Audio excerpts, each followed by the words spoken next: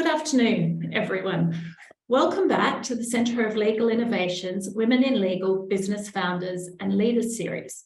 Today's session is focused on when a business idea doesn't go to plan. It's the 7th meeting in this 8-part series.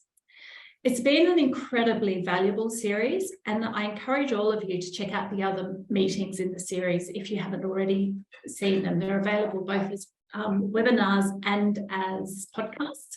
The information shared by panelists has been invaluable and really helpful no matter where you are in your own business journey.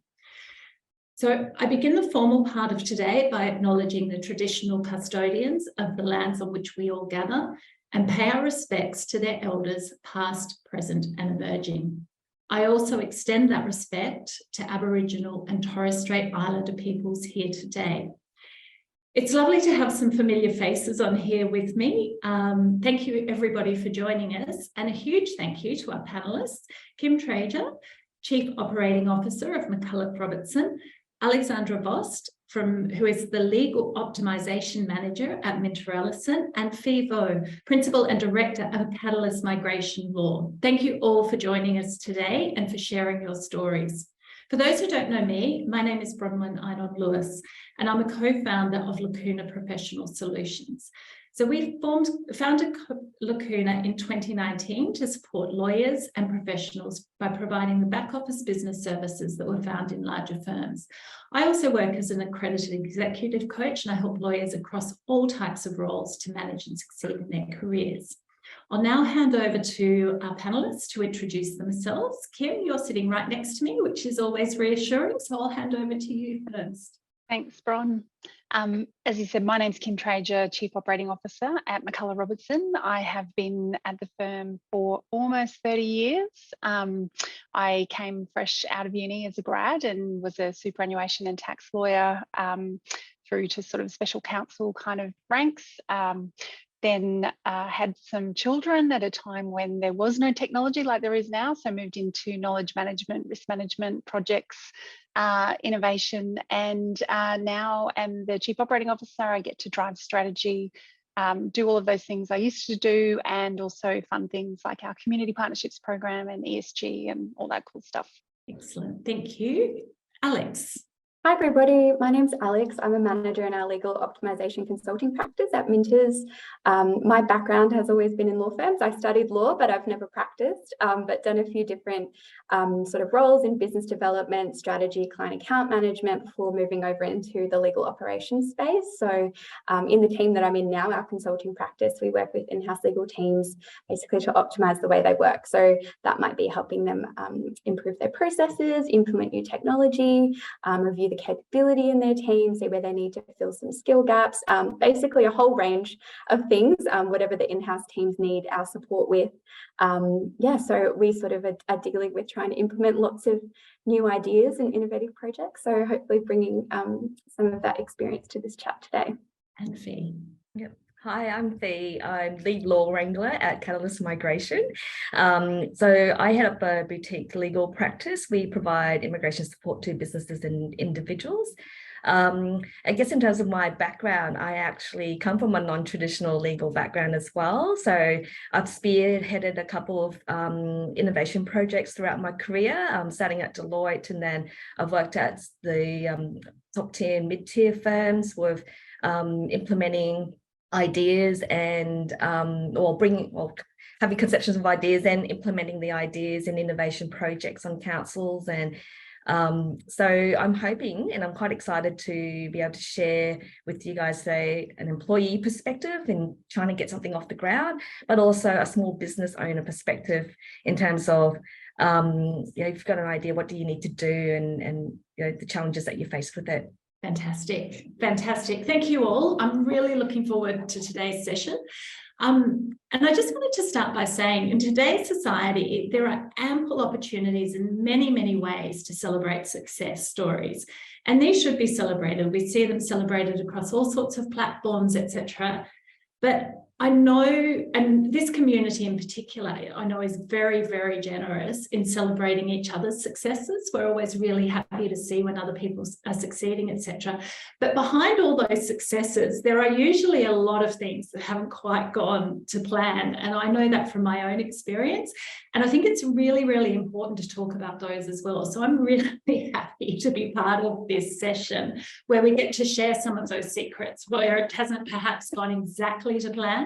But we get to talk about them and talk about how you sort of work through them. And hopefully that will give people who listen to this session some tools to work with, but also some people to reach out to when those times are perhaps a bit harder and you just need a sound mind. The little voice in your head might not be saying exactly what you need to hear. So I'm looking forward to sharing all these stories today as we talk through.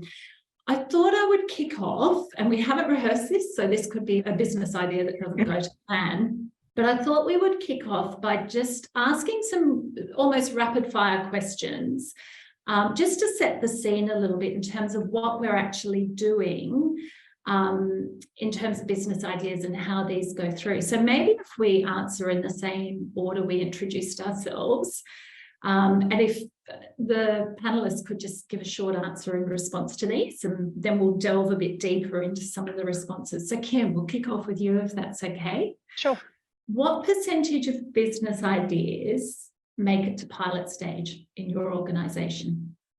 So I think probably about 75 on the probably efficiency and new ideas around working, and probably about 50% on people, staff related ideas.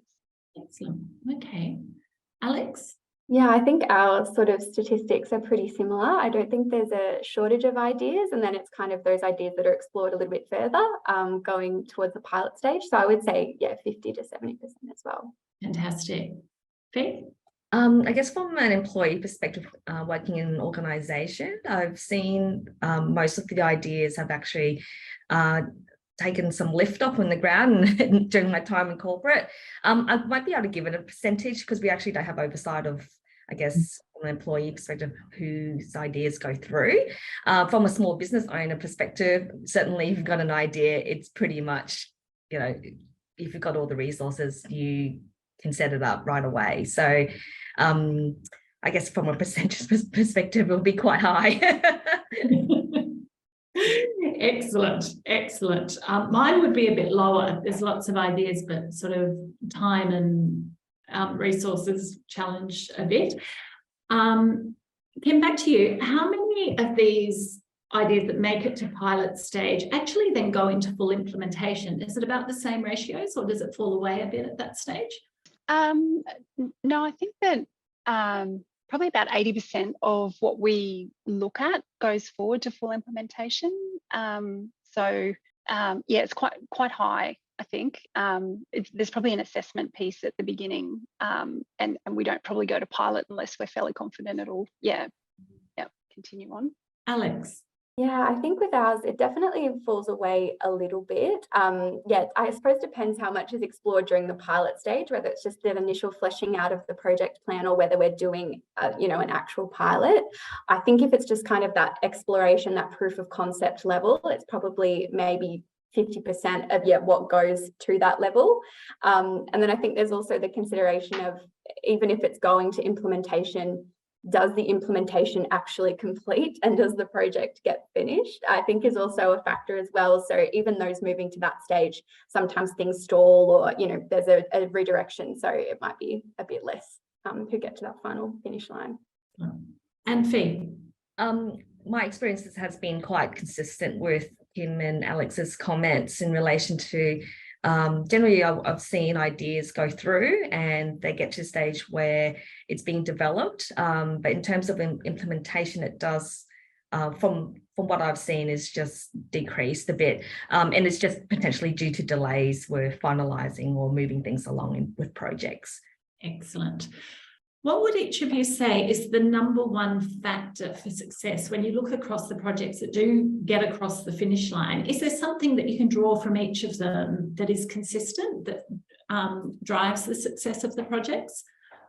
I would say it's actually accurately identifying what the problem is that you're trying to solve in the first place. And obviously, before you would proceed, you confirm that that problem exists and it's worth solving.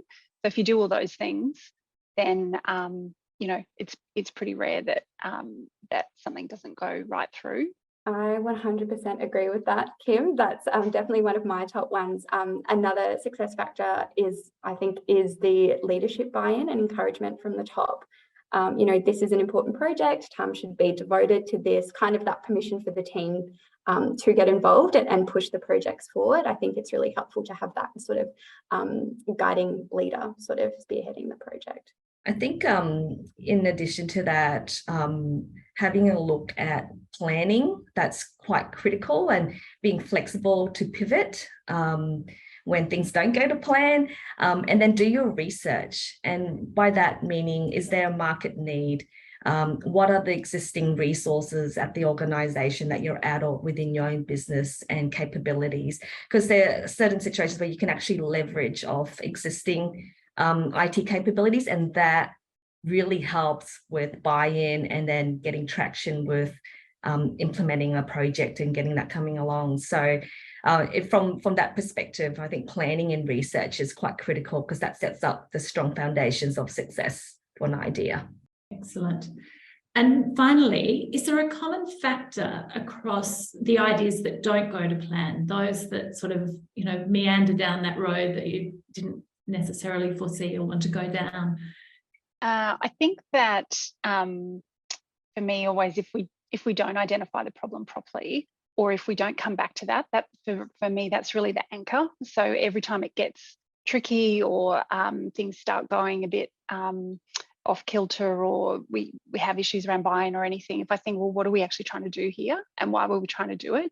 And the other part for us, which we'll get to a bit later, is really making sure that there's a link with that problem and the solving of it and strategy within the firm. And then that sort of provides that whole anchor. So if we don't have those things, so if it's not something that's on the strategy, then that impacts the buy-in, or if we haven't identified it properly, or it's not worth solving. Mm-hmm. Thank you. I couldn't agree more with Kim. I definitely think it's all of, yeah, exactly. It's all of those factors that come into play, right? And kind of, I think just expanding on that, it's in a similar vein, is kind of just having, those projects that are aligning not only with the business and the strategy, but sort of coming from a law firm context, or even in an in-house, team context.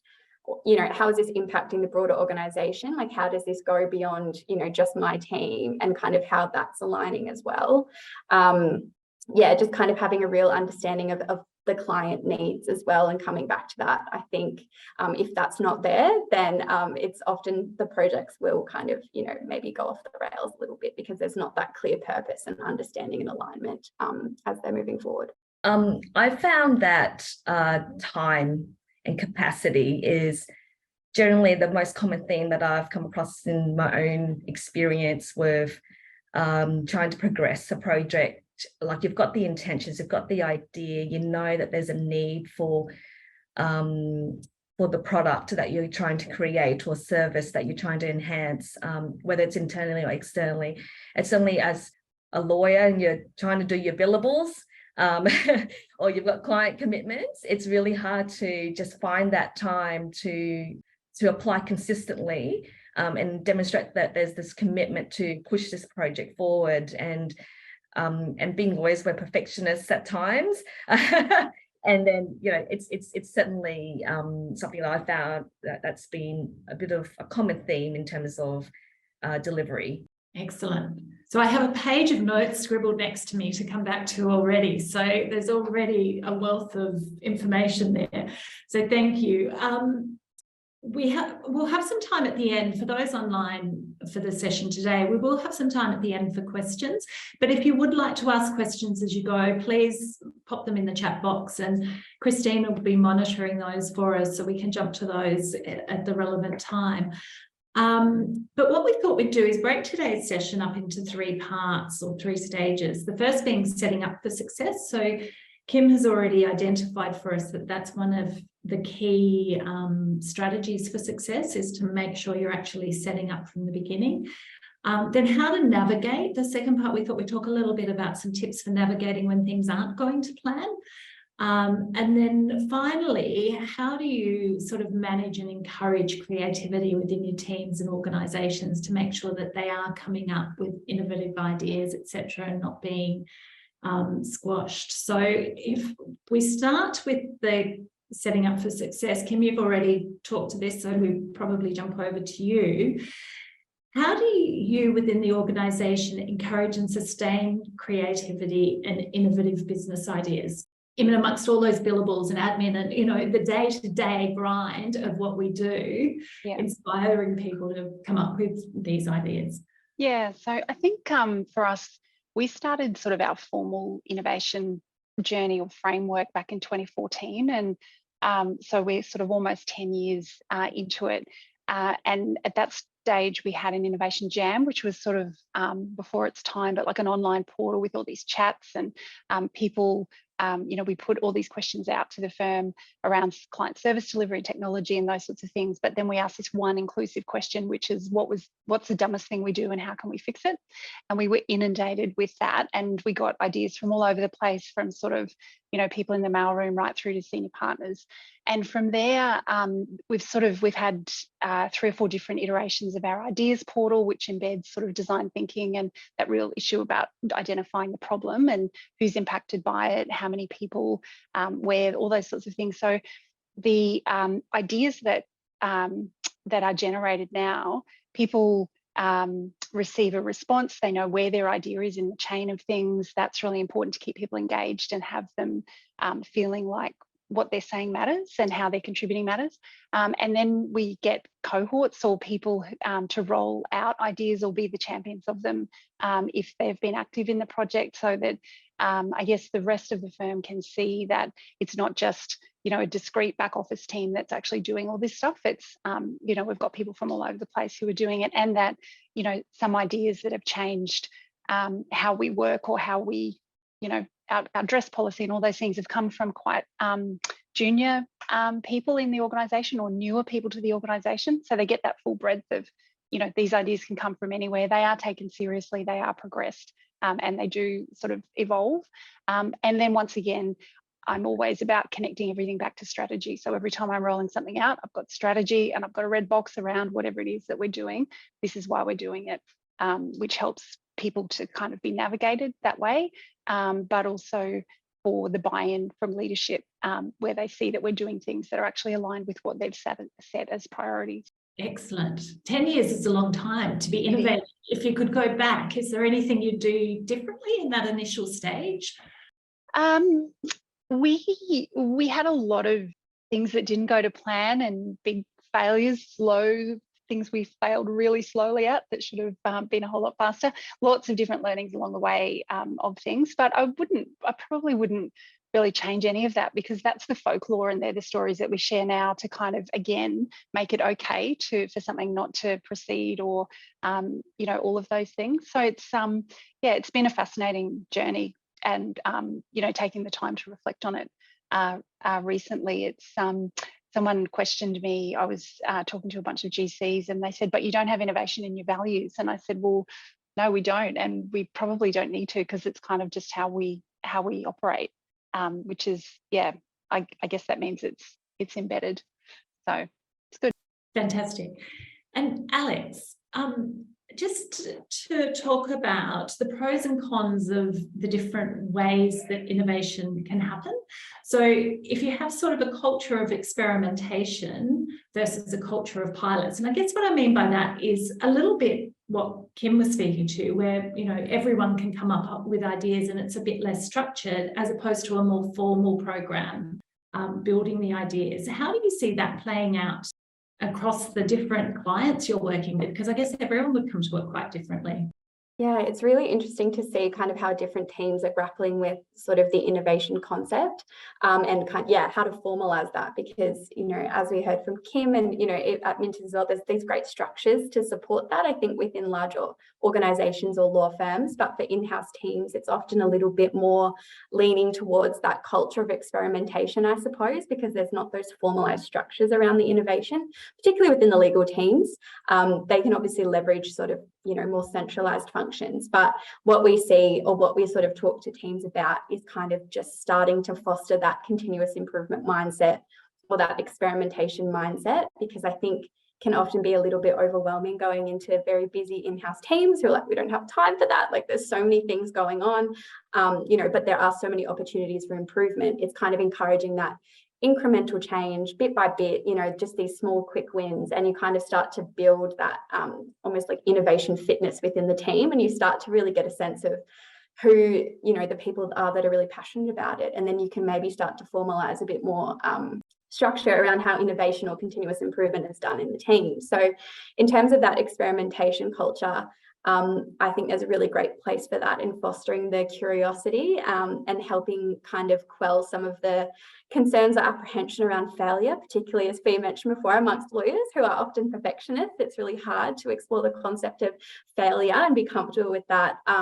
But I think, yeah, that sort of experimentation and curiosity and just approaching things with questions rather than necessarily needing these, you know, set outcomes is really helpful. That being said, that the pilot culture is also really sort of a great way to start getting teams, you know, hands-on with solutions and the proof of concept itself. It's a great tool for change management and helping teams kind of, you know, really tailor the solution that's being built for them and giving their feedback and getting a bit more, you know, it's even building the skills of dealing with whether it be a technology or something else that's being piloted. It's kind of getting that comfort level there. So I think it's almost a progression from that experimentation culture into the sort of more pilot culture and just seeing what works for the teams in-house. But yeah, given there's not often those formal structures in place, I think it's just kind of maybe going where the energy is and encouraging that curiosity. Fee, how would you set up an idea for success? We've talked a little bit about how important that is. So what are some of the key things you would do with regards to that? Yeah, generally, in terms of approach, when you do have an idea, the first thing is you do a big brain dump. So you basically, and this is not something that everyone else does, or there's no wrong or right way, but it's really just, well, what is it that what problems that I'm trying to solve? And then what can we do? What resources can we leverage? And it's just basically putting all that information. Usually I just use like sticky notes and just do a big brain dump. And then I distill all of that and categorize it. That's generally my approach in terms of trying to create a plan to basically implement an idea. The other thing is you should definitely, in terms of when you're setting up an idea for success, is have a look at, I guess, what resources do you have available? And if you're in a firm, you've got amazing people who are in marketing. You've got people who work in IT. They're specialists and they're really good at what they do. So it's no harm in making friends with people who work in those areas, just to sort of give it a bit of intel in terms of, you know, oh, what are your capabilities? Or is this possible if we can do something like this? Because that allows you to do that research. And then that helps you present a business case. In terms of if you're wanting to get an idea off the ground, you do need to go and get someone or have someone champion. And the things that Kim and Alex have pointed out before, and I've noticed, is that you need to have visibility as well. So having these portals where people can submit ideas, and I've been in organizations where they do actually have those features where you can rate ideas, rank them, have comments, get feedback. That visibility is so important because it actually creates and fosters that culture of, hey, it's okay to do this. I've got ideas, or maybe I might submit something in. And the ones that do get traction will allow people to, you know, just gets that attention. But suddenly distilling the idea and then just doing your research just to make sure that you can leverage, because if you can make it cost effective, that's always very attractive. And suddenly, yeah, just pick brains and check with people, because sometimes you need help with marketing an idea just to get that buy-in. So it's not just coming up with it. You actually have to think about as if how you would approach a problem.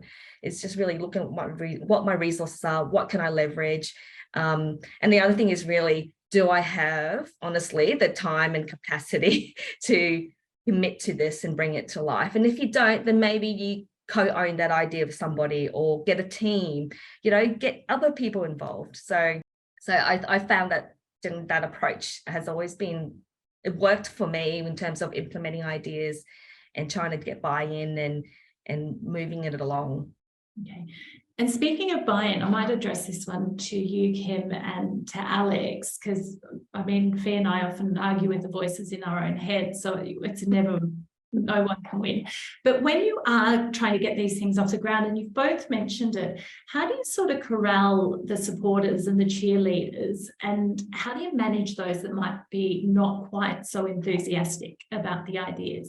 For me, it's probably talking to them about what it is that they're, why they're not supporting it, I guess, is which you can kind of do in a few different ways. Directly, once the idea is out there and you've got other supporters who think it's great and that sort of thing, or sort of testing with them whether it is the same issue for them. I mean, we try to pick things that are going to have maximum impact. So things where it applies to something that we do multiple times in a day or a week. Something that impacts. Obviously, all the lawyers and the partners are very time poor and expensive resources to bring in on something. So it's sort of about engaging with them and saying, okay, this is how this might make your life easier. Not many people are going to say, if it genuinely will, oh no, I'm not up for that. The other way is depending on recognizing or acknowledging, I mean, they will think that legal groups we're special, we're different because we do X, they do Y, that kind of thing. But often it's a bit of, lawyers are, as well as being perfectionists, are competitive. And so if you get one group that's doing something and doing it really well, and you can demonstrate the value and the benefit of that, then the others want to get on board. So you just use whatever you can to to get them going. Or alternatively, sometimes you have to let them sit with the fact that they don't want to get on board with that for a while and come back. So it might be, it's not, I always say it's not no, sometimes it's not yet. Excellent. All the tools. Alex, do you have anything to add to that before we move on? Yeah, I agree with all those points, and I think it's very similar from an in-house legal team perspective as well. I think it's a little bit different though, in the sense that obviously in a law firm, sort of, the lawyers are at the center of the business, whereas in an organization, the legal function is a support function, part of business operations, and so oftentimes it's hard to get the resources and the funding and the things needed to sort of push some of the projects forward. So I think something that's really helpful to try and ensure the success is sort of helping the team communicate the impact or the positive impact that this is going to have beyond their immediate function. For example, they're trying to implement a new piece of technology so they can sort of keep track of matters, but this means that they'll be able to keep an eye on trends that are happening in parts of the business and let them know what's coming down the line and help sort of adjust strategically. So it's kind of helping frame that business case for them, to the executives and beyond. And I think it's also that what's in it for me factor. Yeah, why am I devoting X amount of my very busy day in order to sort of support this project? And like Kim says, there are some people that just will not come along on the journey, whether that be right now or ever, but you kind of just have to focus where the energy goes and bring the right people along on the journey. And having a good understanding, I guess, or a stakeholder map or something that helps you understand, who those supporters and advocates might be versus those who might be a little bit more difficult to bring along, and also who you do need to get buy-in from, who is influential within the team in order to start building the momentum for the project.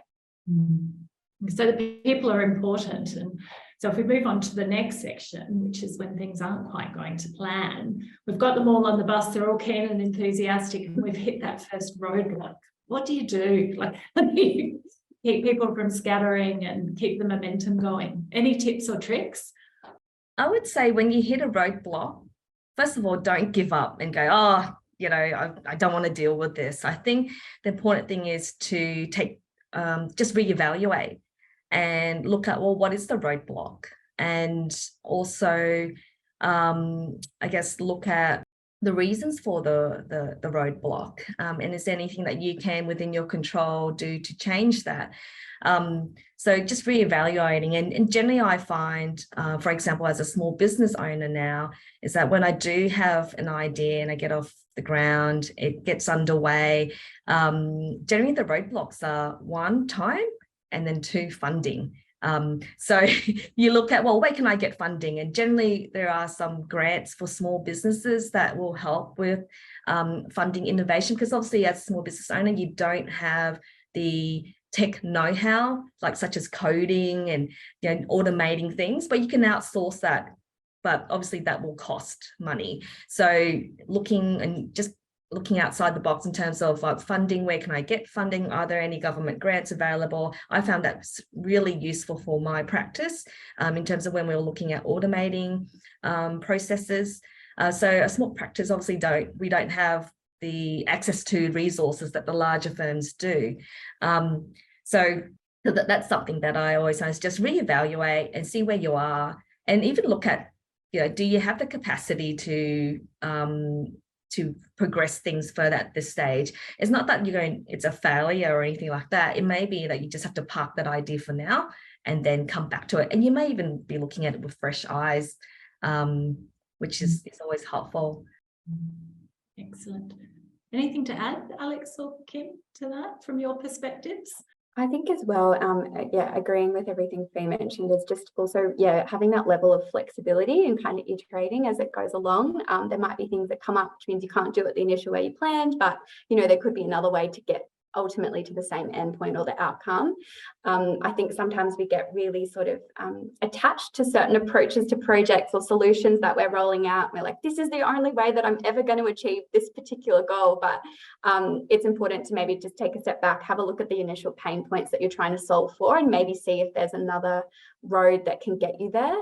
And I think as well, we get a little bit hard on ourselves if we feel like we're not achieving what we've set out to achieve, but there might be some other changes that, were not initially the ones that you were striving for, but have also been positive on the team. Like maybe you can see their mindset shifting and, or there's just these little changes, or they're starting to, in meetings be like, oh, I had this idea for this and X, Y, Z. So, maybe you're not achieving what you set out, but there might be other positive things that you can sort of start to focus on or course correct that sort of come up in the process.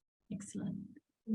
Yeah, the only other thing I'd probably add is just there are times where, for example, if you're doing a whole system replacement, say finance system or something that's really critical to the business, where you have a deadline and it's an actual genuine deadline, as opposed to, it would be nice if we implemented this thing, which is going to save us time or do whatever.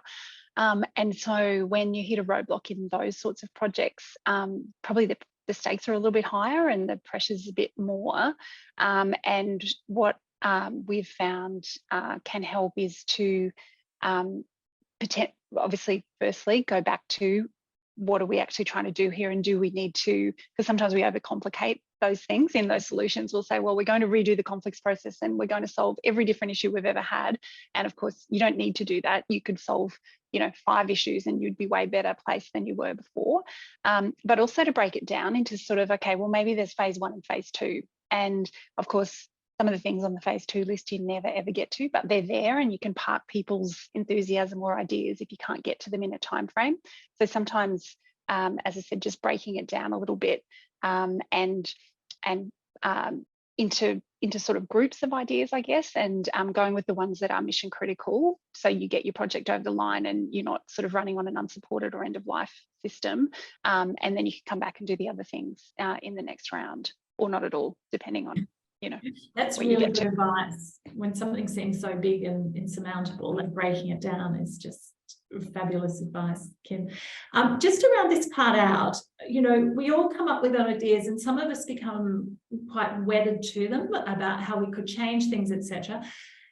How do you work out when a good idea is just that, a good idea? And how do you sort of know when to walk away from something and when to persist? Like, it is a roadblock, or really it's actually, this is not ever going to get the air that it needs to survive? Yeah, I find with during my time working with the firms and coming up with ideas and deciding, oh, should I try and pitch this idea, is looking at, again, that analysis of where would this bring value? Is this something, is there a market need? Does this add any benefit in terms of maybe internal processes? So it's just, I use that as a gauge as to whether I actually can pitch that idea and get support. Because if it's not going to, it can be a good idea, but if it doesn't benefit, I guess, any of the, I guess the type of work we do or for clients, it's generally going to be really hard to get support for it. Because at the end of the day, it is kind of like a cost benefit analysis, whether it's worth pursuing or not. And then the ones that you sort of don't really take off the ground, you need to put in a little notebook, and it can come handy in the future. And then you also need to think about, if you do come up with ideas, it may not end up being your own IP. It's actually the organization that you're working for. So that's also something to consider. Excellent. Now, we'll move on to the next bit. We may come back to a couple of issues that were raised there as part of this. I was curious, when I was putting the intro together, I was curious about the use of the word failure. And I intentionally didn't use it in the intro because I wanted to see how long it was before we actually said the word, because it's not something lawyers like to talk about generally, I find. Like, failure is something we don't want to go near. But I was really pleased it came up within our first little bit. So it is what I wanted to focus a bit on here is how you actually manage failure when something just does not go to plan, but still encourage creativity. So Kim, maybe if I jump to you, is a business idea that doesn't go to plan always a failure? And if not, how can you take away value from it? So I would say no, because I think you learn so much more from the ones that don't, that aren't finished and implemented and embedded and all that sort of thing, provided you actually take the time to reflect on that and to harness all the learnings and the good bits out of it. And so to do that, I think you've got to be very careful how you do it, because people are not, they'll feel like they're failing even though we say that they're not. So doing a debrief or that sort of warts and all kind of thing. But if you do it in a way that is, very much playing the ball, not the man, so it's not personal, people don't feel like it, and that it's targeted at any particular people, you can get some real gems out of that and use that going forward. I think for us, we've got a couple of projects that, as I said, failed very, very slowly over a long period of time. They've become folklore in our firm. And I think it's about the senior people kind of telling the story, owning up to it, sort of acknowledging their role in things, that sort of thing, so that people see that, there is value in a lot of the learnings if you take that out, and normalizing it all, because it's not natural for people who become lawyers and the personalities that they have to do that, but there's just so much gold in there. And the other thing is, I think sometimes it might not be the particular project, if it's progressed sufficiently, you can use it for something else. You don't know that at the time, because you don't know that in a year's time you're going to be asked to build another kind of portal where you can leverage that again or something. So it's not there's always value. You've just got to sort of, I guess, either look for it or think about it later on. Fantastic. That's really good advice. Taking that time, it's one of the things we do a lot of in the coaching, is taking the time to reflect back and, well, hang on, there's got to be something to take away from that. What is it? Yeah. Alex, when it doesn't work, how do you sort of manage the narrative within the organisations you work with? How do you help the in-house counsel and also, I guess, within the firm to manage the narratives around that? I think a key part of it is, the transparency, I suppose, and just being sort of really open and, especially after you've done things like these sort of reviews or the lesson learned and, reflecting, it's kind of sharing with everybody, this is what we've learned, this is what we're going to implement next time, this is how we're going to change things to avoid this. It's kind of showing how you're going to mitigate maybe some of the things that didn't go to plan in this particular project. I think that's the most important bit, is just showing that it's been learned, it's been picked up on, and the same, thing won't happen again. And, as we discussed, sometimes, a project not going to plan or failing is out of your control. There might be other factors at play. And so I think it's just being really clear about, what those factors have been and, how to avoid them if possible.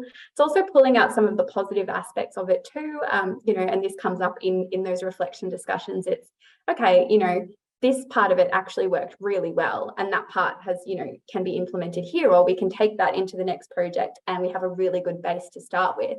So it's kind of having the key messages for the people that you're needing to kind of communicate this to, and also sort of quelling some of their fears. Maybe they were worried that, X amount of money has been spent on this and we haven't gotten anything out of it. It's like, okay, only X amount of budget has been spent. That's given us this, we're fine. We haven't used these resources. It's just kind of knowing, I suppose, who you're communicating to, who your audience is, because that will change exactly what you're talking about. And like I said, maybe there's some KPIs you've hit, maybe there are some that you haven't, but I think as long as there's a plan to kind of remedy that or address that going forward, I feel like most of the time everyone will be okay.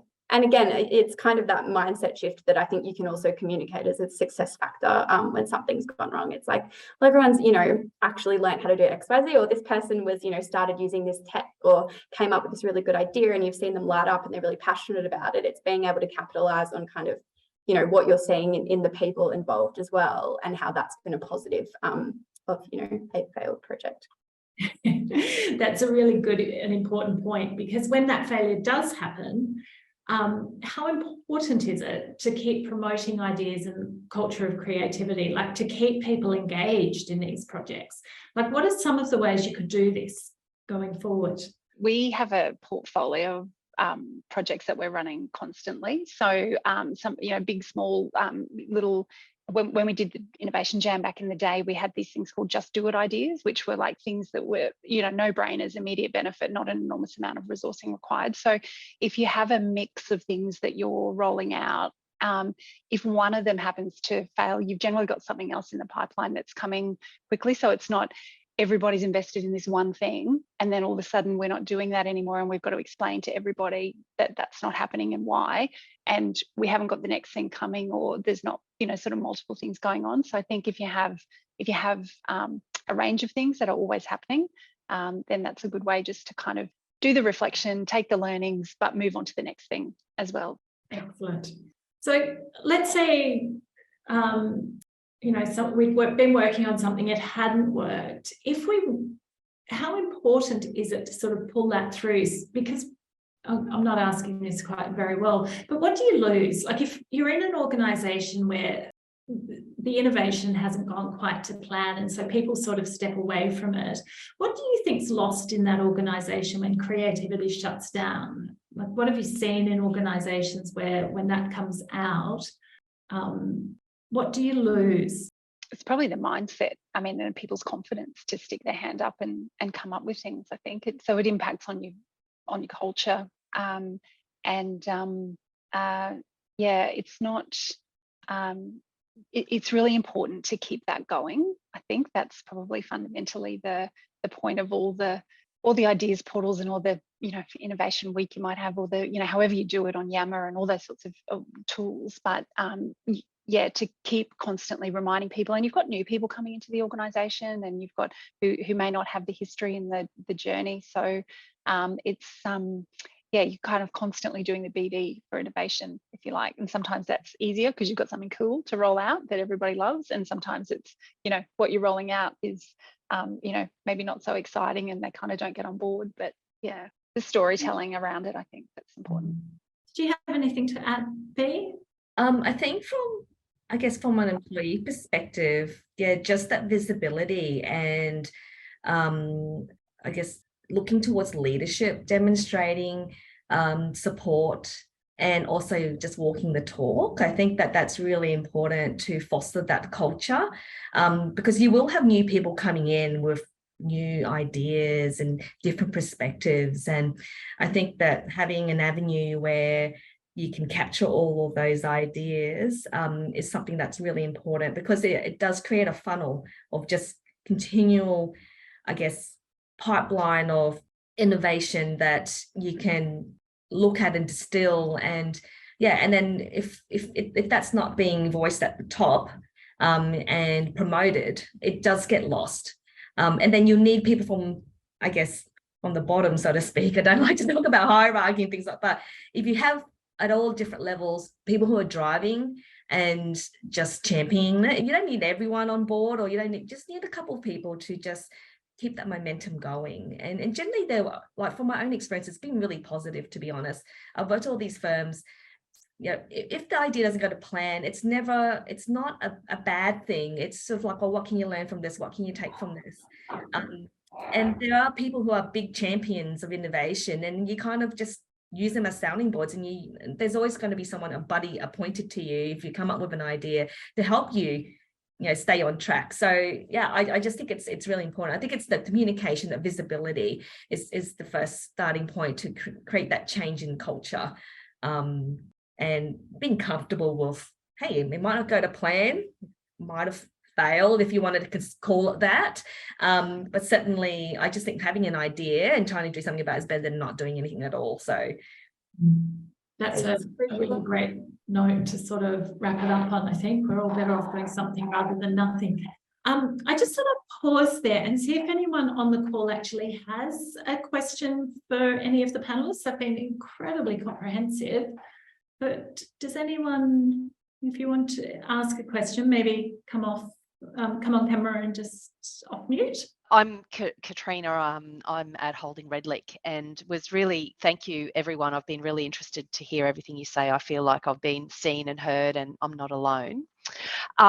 My question was going to be, but it's been covered, so I feel I don't need to ask it, around just getting people on board. So where things have been identified as being really, necessary for the firm, for the good of the firm, it's in the interests of the firm that we need to do this, take this step.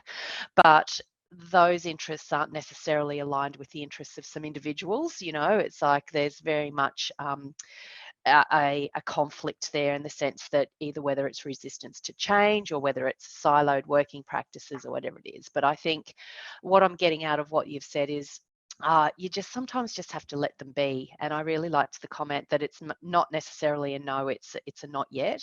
And so maybe just focus on where you think you can get some enthusiasm and get a little bit of traction, and just don't treat it as a failure that you haven't managed to get everybody enthusiastic about it, because frankly that's never going to happen. So thank you, everyone. Thank you. Anybody else? No.